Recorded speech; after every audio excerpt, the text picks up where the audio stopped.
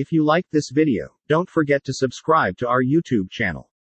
The advance of the pandemic caused by COVID-19 has prompted the search for home remedies or alternative treatments for a way to prevent or treat the disease. The effectiveness of these recipes that circulate on the internet raises doubts among the population.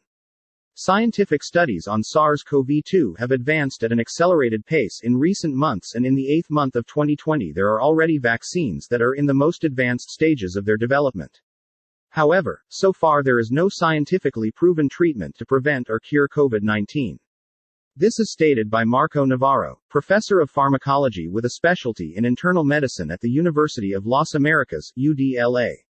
Navarro agrees that the consumption of fruits, vegetables and other foods help to improve the immune system, but as long as they are consumed regularly and in the necessary doses.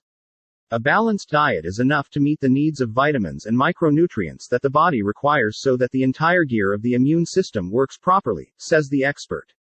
The problem, says Navarro, arises when people do not comply with the natural intake of nutrients, and it is believed that consuming a high dose can compensate for the previous deficit. The body is made to take in a certain amount of nutrients and the excess is generally eliminated in the urine, he says regarding the idea of consuming vitamin tablets or injecting megadoses of them.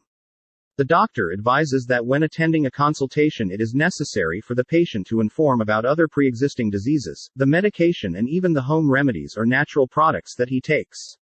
In some cases, the interaction of chemicals can produce adverse effects on the body or nullify their effect, he explains. Are home remedies effective against COVID-19? The University of Lethbridge in Canada published a report detailing that certain active elements in cannabis could increase the resistance of cells to the virus. The body produces endogenous cannabinoids that intervene in the immune system and in certain memory processes, explains the doctor, and clarifies the research on cannabis and its properties is still under development. Ginger, raisins, aloe vera, cinnamon, honey, chamomile, orange or eucalyptus can alleviate certain symptoms of minor respiratory conditions, but their effectiveness as a cure for COVID-19 has not been proven. There is also uncertainty about the use of chloroquine, hydroxychloroquine, magnesium chloride, and other products.